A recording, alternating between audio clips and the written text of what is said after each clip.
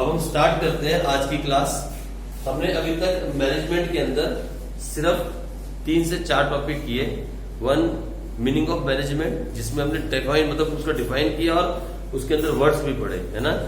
फिर उसके बाद फीचर्स ऑफ मैनेजमेंट, फिर उसके बाद objective of management, objective towards society, objective towards personal, objective towards organisation, वो सब हमने पढ़ा था। ठीक है जी। उसके बाद हम आगे चलें नेक्स्ट टॉपिक पे। नेक्स्ट टॉपिक हमारे पास जो है वो है इंपॉर्टेंस ऑफ मैनेजमेंट। मैनेजमेंट की इंपॉर्टेंस क्या है, यहां मैं लिखता हूं टॉपिक। और आज मैंने कसम खाई है, आज मैंने घर से निकलने से पहले कसम खाई थी कि अब मैं जो भी लिखूंगा वो साफ और सुथरा लिखूंगा। आज मैंने कसम खाई, तो आप लोगों को मेरे साथ साथ चलना होगा और मैं कोशिश करूंगा वो फिर वो एक छोटा सा आ रहा है, मैं कोशिश कर रहा हूं, लेकिन मैं रोज कसम खाता हूं इस बात की, सच कह रहा हूं। मेरी बात आप मेरी बात का विश्वास करो। इंपॉर्टेंस ऑफ मैनेजमेंट हमारा अगला टॉपिक है, लेकिन इस पे जाने से पहले हमारे पास एक केस स्टडी है। Case study related to objectives of management. मैं केस स्टडी आपको बोलूंगा और आप उस पूरी केस स्टडी को लिखोगे वही जहां पे आप हो, ठीक है। और बाद में जाके इस केस स्टडी को आप फाइनल नोट्स में उतार सकते हो, या अभी भी राइट नाउ आप चाहो तो इसे फाइनल नोट्स में लिख सकते हो। लेकिन केस स्टडीज के साथ आप यहां लिखना case study related to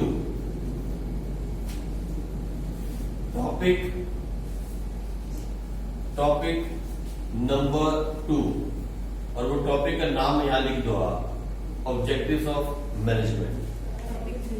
topic 3 है, ओके, टॉपिक नंबर 3, ठीक है, टॉपिक नंबर 3, और वो है ऑब्जेक्टिव ऑफ मैनेजमेंट। और वहां जहां आपके ऑब्जेक्टिव हैं वहां ये केस स्टडी का पेज नंबर डाल दो, पेज नंबर 1। आप मेरी बात समझे? अरे वो जर्नल बुक और लेजर वाला सिस्टम मालूम है ना आपको, मैं उसी को फॉलो करवा रहा हूं। आप समझ रहे हो मेरी बात? उधर भी पेज नंबर डाल दो, उस नोटबुक में भी, और उस नोटबुक में पेज नंबर डाल दो। इसके पेज की नंबरिंग कर दो। ये जो नोटबुक आपके पास है इनके पेज की नंबरिंग कर दो आप, 1 2 3 4 5 6 7 8 पेज के नंबर्स डाल दो। और वहां केस स्टडी के आगे लिख दो जहां आप नई बुक बना रहे हो पेज नंबर, ताकि आपको बाद में ढूंढना ना पड़े। ठीक है जी। चलो, दोनों बुक्स में एक दूसरे बुक के पेज नंबर डाल दो। वही लेजर वाला सिस्टम बना रहा हूं मैं आपको, लेजर फोलियो नंबर है, जनरल नंबर। ठीक है जी। चलो आओ आगे बढ़े। और मैं अब आपके सामने पढ़ने वाला हूं case study related to objectives of management. बहुत सोच समझ के शांति के साथ आंसर देना। ये पहली केस स्टडी है और ये वो हम कर रहे हैं जिसका 65% पेपर आने वाला है। ठीक है, इसलिए ये आपके लिए बहुत जरूरी है। कुछ मैडम मालूम है क्या करती हैं, कुछ वर्ड्स देती हैं, कुछ वर्ड्स कि इन वर्ड्स को नोट कर लो, फिर ये वर्ड्स जब अगर केस स्टडी में आए तो आप ये वाली केस स्टडी समझ जाना। मैं पहले ऐसा नहीं करना चाहता, मैं पहले आपका दिमाग देखूं फिर मैं आपको रट्टा लगवाऊंगा। ठीक है जी। और ना जरूरत पड़ी तो रट्टा लगाएंगे ही नहीं।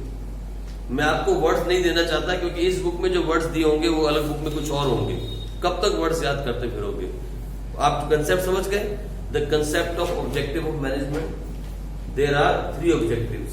ऑब्जेक्टिव्स टुवर्ड्स ऑर्गेनाइजेशन मतलब बिजनेस के प्रति, ऑब्जेक्टिव्स टुवर्ड्स सोसाइटी मतलब लोगों के प्रति, ऑब्जेक्टिव्स टुवर्ड्स पर्सनल मतलब जो लोग उसमें काम करते हैं एम्प्लॉयज के प्रति। एक बिजनेस के प्रति, बिजनेस इटसेल्फ के प्रति, बिजनेस के प्रति उसके क्या क्या उसका ऑब्जेक्टिव है, क्या लक्ष्य होना चाहिए। बोलो क्या लक्ष्य होगा? एक बिजनेस में क्या चाहिए? ग्रोथ, प्रॉफिट और सर्वाइवल। यानी सबसे पहले बिजनेस सर्वाइव करेगा तो ही प्रॉफिट कमाएगा। पहले साल लगाया, दूसरे साल लॉस हो गया, बिजनेस बंद हो गया, क्या प्रॉफिट कमाओगे? पहले उसे सर्वाइव करवाना। पहले बच्चे को हम चलना सिखाते हैं, फिर फर्स्ट क्लास के अंदर डालेंगे ना, तो पहले सर्वाइव कराना कि वो चल जाए। उसके बाद फिर टारगेट होना चाहिए प्रॉफिट कमाना, अच्छा प्रॉफिट कमाना, क्योंकि प्रॉफिट है तो ग्रोथ है, नहीं तो ग्रोथ नहीं। और कोई बिजनेस सर्वाइव कितने साल तक चलता रहेगा? 2 साल, 3 साल, 4 साल, उसे प्रॉफिट कमाना ही होगा। और जैसे ही प्रॉफिट कमाएगा तो फिर हम ग्रोथ करेंगे। वो ग्रोथ 2 तरह की हो सकती है, either we expand the business और we do the diversification of business. मतलब we can expand the business in the same product we are, और we can start up the new products. अगर हम अपने ही बिजनेस में पैसा लगा देते हैं, उसी बिजनेस में जो हम कर रहे हैं उसे बोलते हैं एक्सपेंशन ऑफ बिजनेस। अगर हम उसमें ना लगा के कोई नया प्रोडक्ट बनाए तो उसे बोलते हैं डाइवर्सिफिकेशन ऑफ बिजनेस। ये वर्ड याद रखना, ठीक है जी। चलो, तो इसके बाद आ गया ऑब्जेक्टिव टूवर्ड सोसाइटी। सोसाइटी के प्रति क्या था? सोसाइटी में तो हम लोग, अगर यहाँ एक फैक्ट्री खुली है तो हमारे प्रति उसके क्या ऑब्जेक्टिव होने चाहिए? Not to pollute the air, है ना, पहली बात। Not to pollute the water, to give us jobs, to give us right product at the right price, यही होना चाहिए। और क्या? अब हमारे लिए क्या करेगा? अच्छा, एक और लाइब्रेरी खोल देगा, he can open up a college है, और he can open up a library, एक लाइब्रेरी खोल दे, या he can open up a dispensary हमारे लिए, ऐसा भी कर सकता है। कुछ कंपनी ऐसा भी करती है ना, टू हेल्प अस आउट, जो यहाँ के लोग हैं उनके लिए एक लाइब्रेरी खोल दे, कि लोगों को जब भी अखबार पढ़नी है सुबह सुबह एक छोटा सा पार्क बना दिया, उसमें एक लाइब्रेरी खोल दी, लोग आते हैं, एक्सरसाइज करते हैं पार्क के अंदर और लाइब्रेरी में अपनी वो पढ़ते हैं, योगा करते हैं, घर चले जाते हैं। पीपल आर फीलिंग हैप्पी, यार एक कंपनी वाला कितना अच्छा है, देखो हमारे लिए यहाँ पे 1 एकड़ जगह में पार्क बना दिया, वहां कुछ सीट्स लगा दी, बच्चों के लिए झूले लगा दिए एक्सरसाइज करने के। ये सब कंपनियां करती हैं to for the welfare of the society. या एक छोटा सा कॉलेज खोल दिया जिसमें वो, या कोई इंस्टीट्यूट खोल दिया जिसमें वो फ्री में पढ़ा रहा है बच्चों को। जितने भी एम्प्लॉय वहां काम करते हैं या बाहर के जो गरीबों के बच्चे हैं उनको 11th-12th की ट्यूशन पढ़ाई जा रही है फ्री के अंदर। ये भी कंपनियां करती हैं। कुछ कंपनियां अपने कॉलेज खोल देती हैं अपने एम्प्लॉयज के लिए और बाहर के लोगों के लिए, खुद के कॉलेज होते हैं। तो ये कुछ भी कर सकती है टूवर्ड्स सोसाइटी, मतलब जो सोसाइटी के भले के लिए किया जा रहा है। और तीसरा टूवर्ड्स पर्सनल, मतलब जो लोग उस बिजनेस में काम करते हैं, अब उनके लिए क्या कर सकते हो? उन्हें अच्छी सैलरी दे सकते हो, उन्हें ट्रेनिंग दे सकते हो, उन्हें प्रमोट कर सकते हो, उन्हें रिकॉग्नाइज कर सकते हो, यही काम कर सकते हो, ठीक है। तो ये थे हमारे ऑब्जेक्टिव्स। इसको ध्यान में रखते हुए ये केस स्टडी को बड़े प्यार से करना, बड़े प्यार से और समझ के। चलो आओ स्टार्ट करते हैं। भगवान का नाम लेके लिख लो आप भगवान, उसके बाद स्टार्ट करते हैं। Issue limited, issue limited is a company producing IT services, producing IT services, जरा तेज लिखना। The company's profit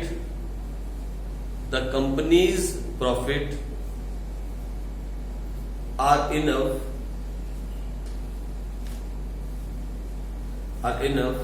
for the survival and growth.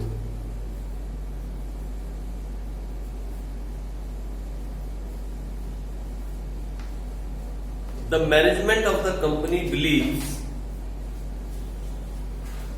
the management of the company believes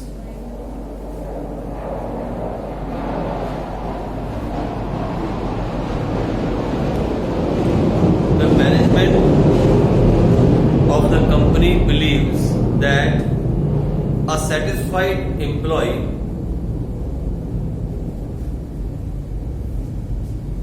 the management of the company believes that a satisfied employee creates a satisfied customer.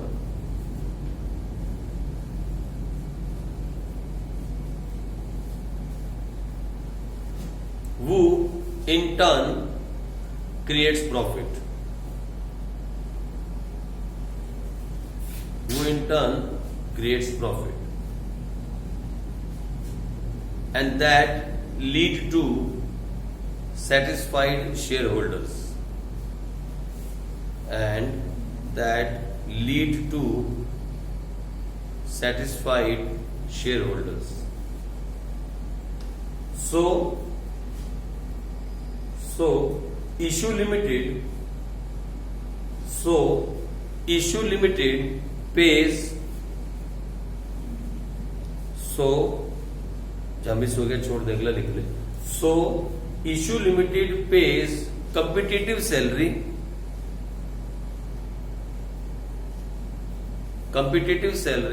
and allowances to its all employees. धीरे धीरे बात आपके पकड़ में आ रही होगी, आप धीरे धीरे बात को पकड़ रहे होगे। कुछ ना कुछ इसमें ऐसी बातें आ रही हैं जो ऑब्जेक्टिव को पकड़ रही हैं, आप देख रहे हो। चलो, issue limited pays competitive salary and allowances to all its employees. All the employees are very happy working in the issue limited. all the employees are very happy working in the issue limited.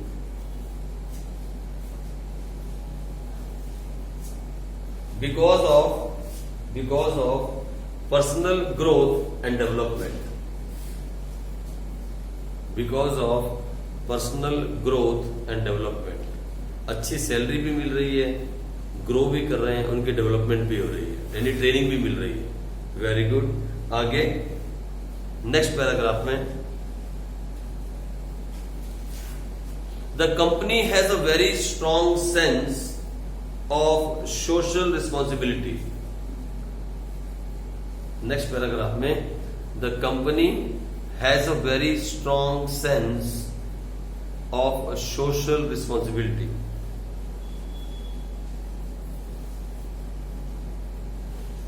It has set up a college. Responsibility. It has set up a college in which 1/3 of the students are girls. In which 1/3 of the students are girls. And the company also provide 50% scholarship. And the company also provide 50% scholarship.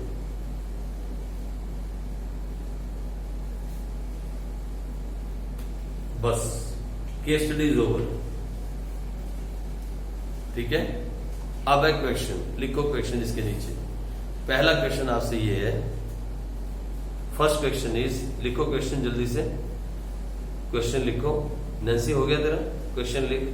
First question is the management of issue limited, is the management of issue limited fulfilling the objectives of management? Is the management of issue limited fulfilling the objectives of management? Question number 2. If yes, then justify your answer. अब सुनो मेरी बात. जब वो आपसे कहेगा ना justify your answer, अरे तो मेरी बात सुनो, बाद में लिख लेना. Whenever, ये पहली चीज नोट करने वाली है, whenever a question will ask justify your answer, it means you have to take the lines from that paragraph and justify it where it is fulfilling the objective. आई मेरी बात समझ.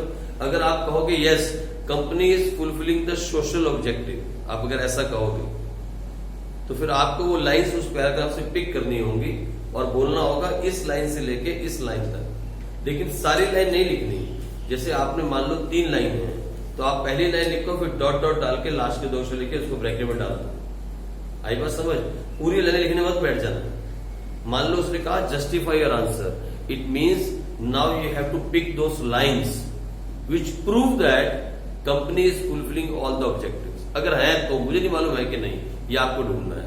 अगर हम पहले की बात करें economic, for example if you talk about economic objective, the economic objective for a company of a management towards a company is to survive, to earn profit and to make growth. यही है ना. अब in this paragraph if you have to prove that these objectives are fulfilling by a company, तो मैं आपको example देता हूं. Yes, this issue limited is fulfilling the economic objectives. Number 1, for example, यहाँ लिखा है, इधर देखो, the company profits are enough for the survival and growth. तो आप क्या लिखने वाले हो? ऐसे, the company ... और लास्ट वर्ड ग्रोथ ब्रैकेट बंद. पूरी लाइन नहीं लिखनी. जस्टिफाई करते हुए आपको पूरी लाइन नहीं लिखनी. आप पूरी लाइन में बैठोगे तो वहां टाइम वेस्ट हो जाएगा. बहुत सारी केस स्टडी करनी है और 90% केस स्टडी में जस्टिफाई करना पड़ेगा. आई बात समझ में. तो आप कैसे लिखोगे? यहां से, ये देखो ऐसे,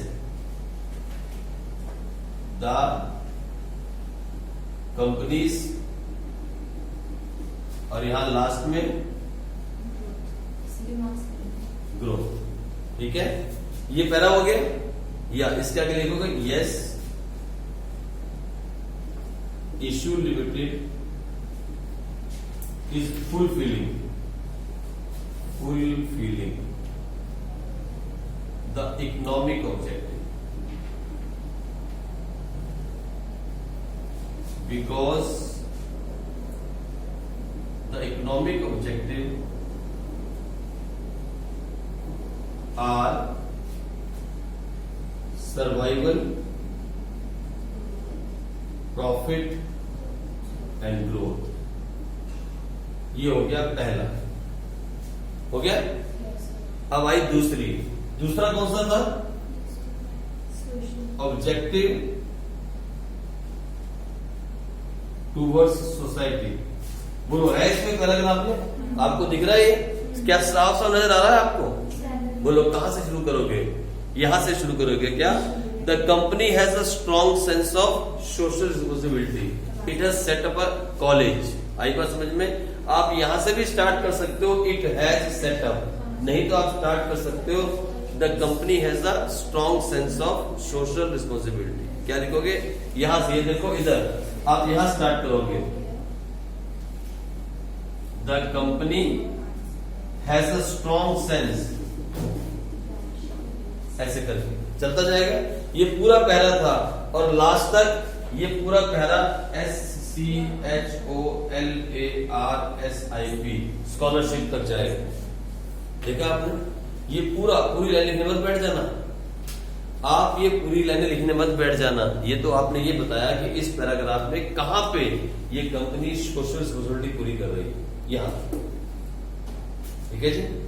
तो बस आपने लिखा था कंपनी से लेके स्कॉलरशिप तक जो जितनी भी लाइन बीच में आ रही है, जो कुछ भी बीच में है, वो सब ये दर्शाता है कि कंपनी जो है सोशल रिस्पांसिबिलिटी पूरी कर रही है। ठीक है? ऐसे लिखना, fine, yes. Issue limited is fulfilling the social responsibility by opening up a college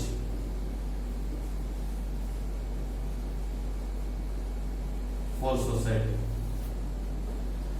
बस इसके ज्यादा एक्सप्लेन नहीं करना, ऊपर लिख दिया आपने बता दिया कि पैराग्राफ के अंदर ये लाइंस अपने आप में एक्सप्लेन कर रही है कि इशू लिमिटेड ने एक कॉलेज खोला, उस कॉलेज में 3/4 एक तिहाई कितना 1/3 कितना लड़कियां थी, 1/3 उसमें लड़कियां हैं और वो लड़कियों को स्कॉलरशिप भी दी जाती है। सारी बातें बार बार एक्सप्लेन करने मत बैठ जाना। जब जस्टिफाई की बात करेगा, और भी टाइप आती है केस स्टडीज की, 5-6 टाइप्स हैं। जब आपको क्वेश्चन को समझने में बच्चे गलती करते हैं, पहली बात तो आपको केस स्टडी के क्वेश्चन को ढंग से समझना है। When he saying justify your answer, you have to justify, you have to get those lines out from the paragraph and show him where it is justifying this. आई बात समझ में? अब तीसरी कौन सी है? बोलो, तीसरा आप अपने आप कर लो। हाँ, कहा? Oh very good. कहा लिखा है? इधर किधर क्या? So it pays competitive salary and allowances to all its employees. And then उसके बाद ये लिखा है all the employees are happy working because of the personal growth and development. दोनों काम कर रही है, अच्छी सैलरी भी दे रही है, पर्सनल ग्रोथ और डेवलपमेंट भी कर रही है। तो आप सैलरी से स्टार्ट करके डेवलपमेंट तक का सारा चेक दो मतलब dot dot dot dot dot. पहला अक्षर होना चाहिए, पहले 2 वर्ड्स या 3 वर्ड्स और आखिरी के 2 वर्ड्स या 1 वर्ड। वो अपने आप एग्जामिनर समझ जाएगा कि बच्चे को मालूम है where a company is fulfilling the personal objective, number 1, where the company is fulfilling the social objective and where the company is fulfilling the economic objective. आई बात समझ में? यहां आपसे उसने ये नहीं कहा एक्सप्लेन या राइट, उसने क्या कहा? Justify your answer. जस्टिफिकेशन क्या होता है? वेरिफिकेशन। वेरीफाई कहां से करना है? पैराग्राफ में से। एक्सप्लेन करने मत बैठ जाना, there is no need to explain it, उसी में नंबर चले जाएंगे। और ये क्वेश्चन आपको मैं सच बोलूं, जो आप बुक से पढ़ रहे हो, यही क्वेश्चन सीबीएसई बोर्ड के अंदर कितने मार्क्स का आया देखना धीरे जरा, 6 मार्क्स।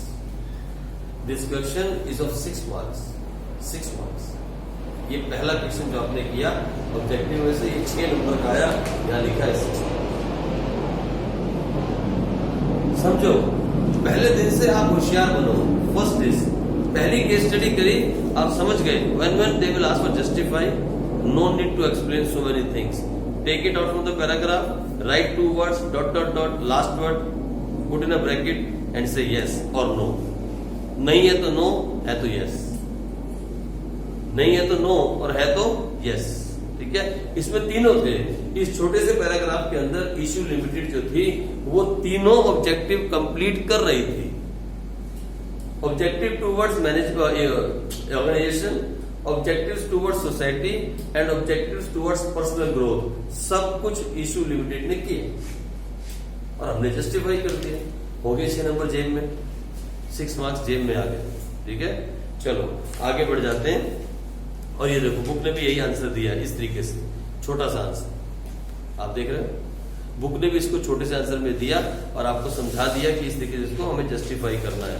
और नेक्स्ट टॉपिक पे चलें। अब हमारा अगला टॉपिक जो है, आज का हमारा जो टॉपिक है वो है इंपॉर्टेंस ऑफ मैनेजमेंट। अब हम इस टॉपिक पे आते हैं, मैनेजमेंट की इंपॉर्टेंस क्या है।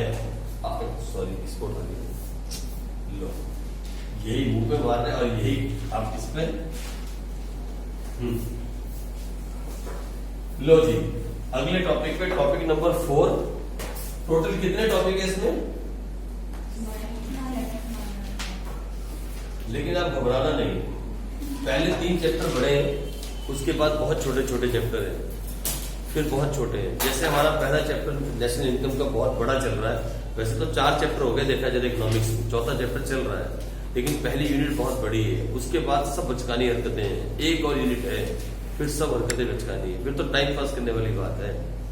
फिर तो बहुत छोटा छोटा काम है, यानी बड़ी बड़ी 2 यूनिटें पढ़नी है, एक 10 नंबर की, एक 12 नंबर की इकोनॉमिक्स में 22।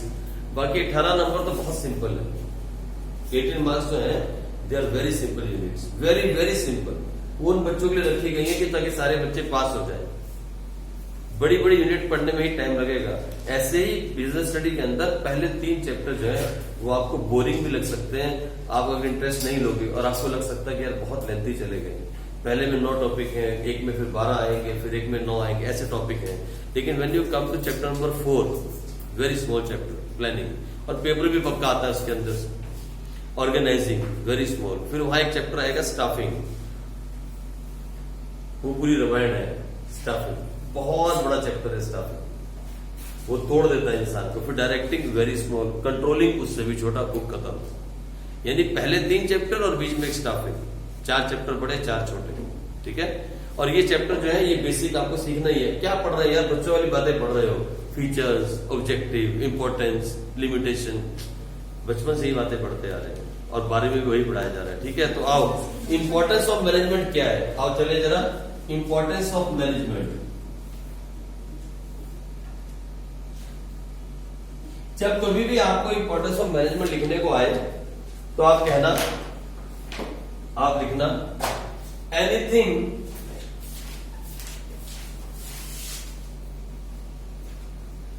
Minus management, anything minus management is 0।